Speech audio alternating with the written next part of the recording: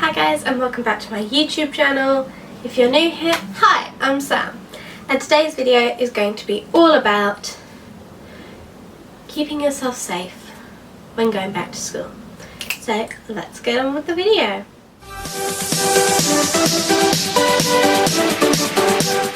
Okay guys, so a lot of people are stressing about going back to school, if it's safe to do so, and all of that.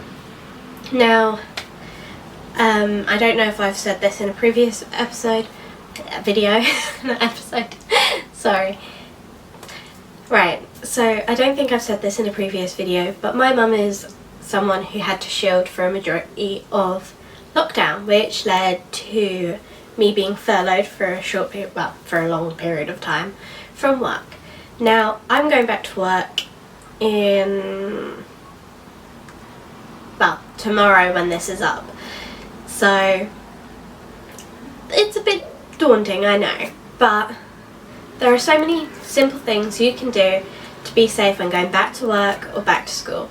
Now, I'm quite lucky I don't go back to school till the 21st of September, but I know my nephew started yesterday, and so did a lot of the primary schools around me, and then the secondary schools around me went in today. My nephew lives in a different town, which is why he went a day early compared to the secondary schools here. But obviously it is completely different everywhere. Some people have already been back for a couple months. I know someone who went back in August, which was quite strange to me, but they're in a different country, so it's completely different there. So this goes for parents, kids, anyone who might be slightly worried about going back. So simply enough, remember your 2 meters. If you can't keep 2 meters in a classroom, just avoid physical contact. If someone passes you a pen and you're worried about picking up the pen straight from them, you can ask them to put the pen on the table and then pick it up. And my favourite thing is something I've done since I was little. Now, I always got little bottles of hand sanitizer, and I used to be obsessed with them and getting them in all different like smells and flavours. But basically nowadays you can get ones with carabiners on. If you don't know what a carabiner is, it's basically a weird clip that can clip onto your bag or anything really. It's a lot like the ones you use when you go on like PGL or to camp really, but it just doesn't have the lock, it just clips on and off. So obviously it's very small and it's quite handy. So obviously you can attach them to your hand sanitizer, or you can just get a hand sanitizer with that clip on and you can attach it to your bag or your children's bag. And honestly, it is a lifesaver. It means you don't have to go into your bag and contaminate your bag. You can just open it, squeeze, close it, clean your hands, then you can go into your bag. And it just reminds kids that it's there if they need it or when they should be using it.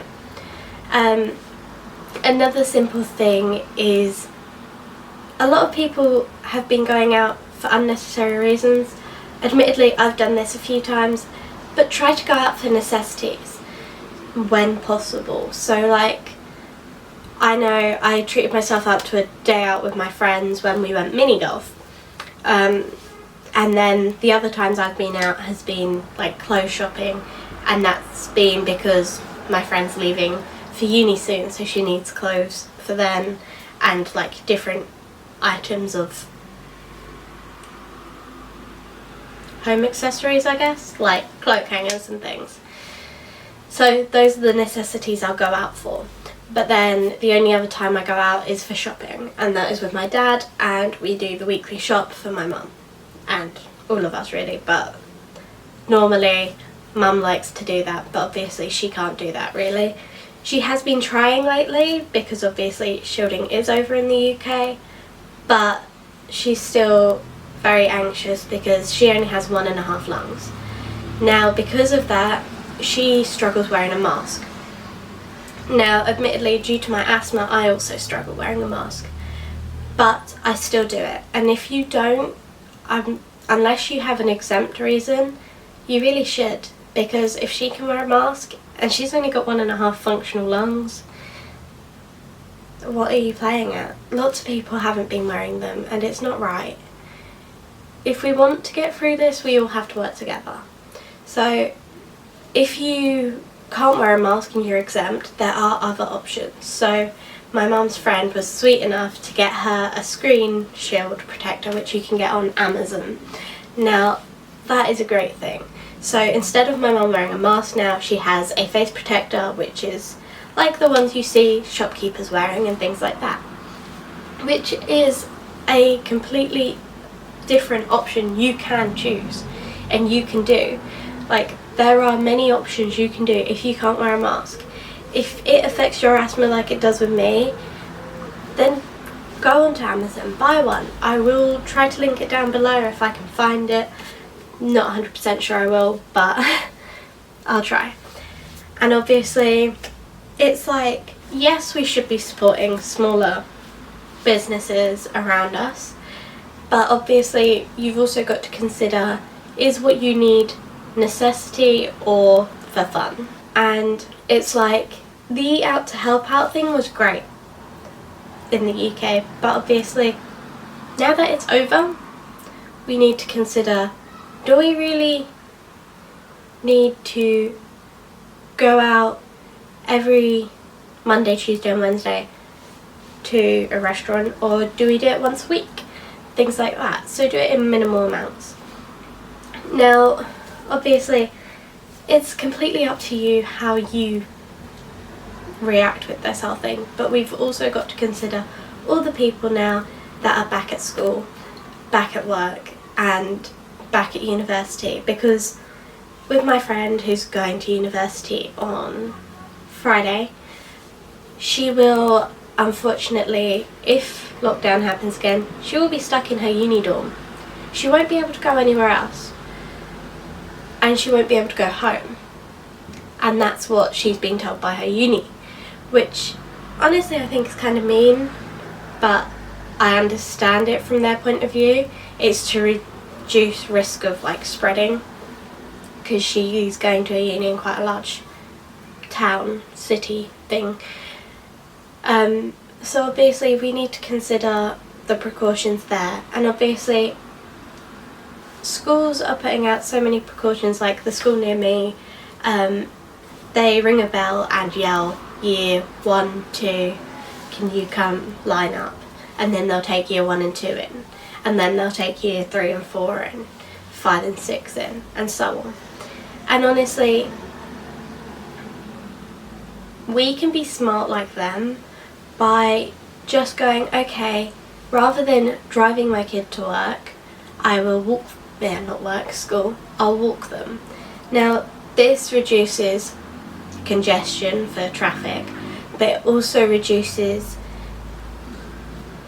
the amount of time you are in a enclosed space.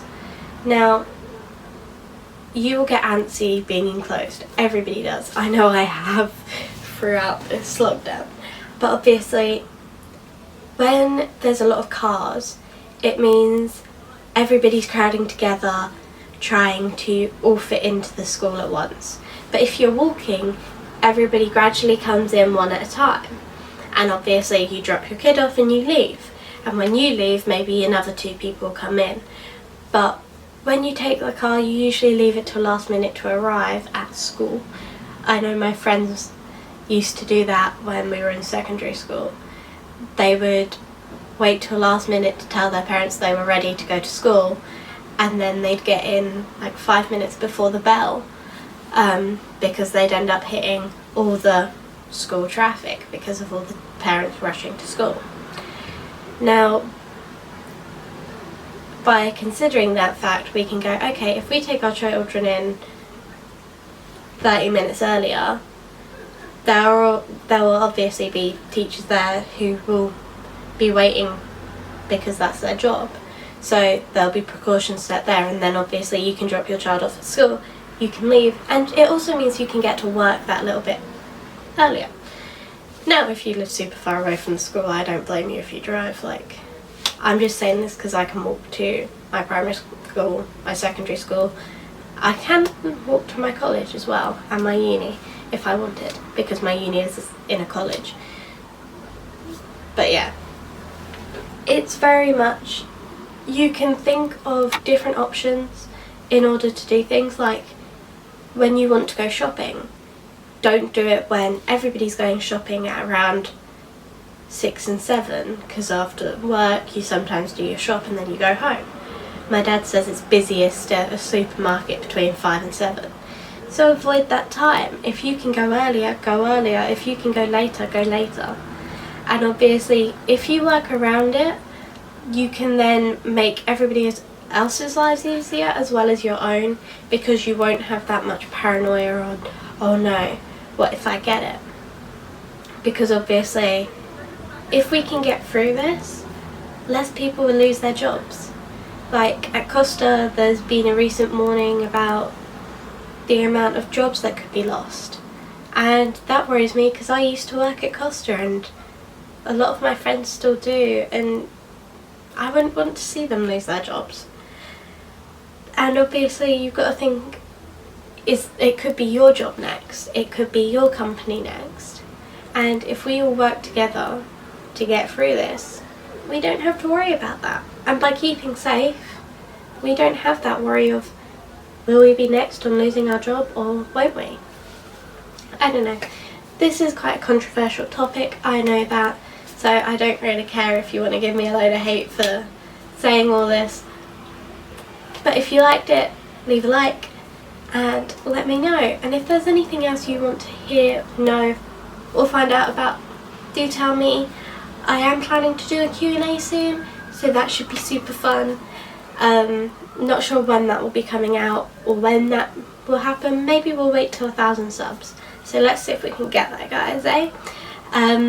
Also, if you like gaming, I have started a little Minecraft channel, which will be linked up here. Yeah! It will have the same upload schedule apart from timings. So the timing will be at 6 PM UK time rather than 2 PM UK time. And yeah, so that's it for today, guys. Next week we will have a try-on haul. Ironically, I'm wearing a few of the outfits from the try-on haul right now. I know, why am I recording this before the try-on haul? I don't know, but yes. So you'll see where I got this lovely cozy jumper from, and where I got this amazing shirt from, and obviously you'll see a few other things. So I'll see you guys next time.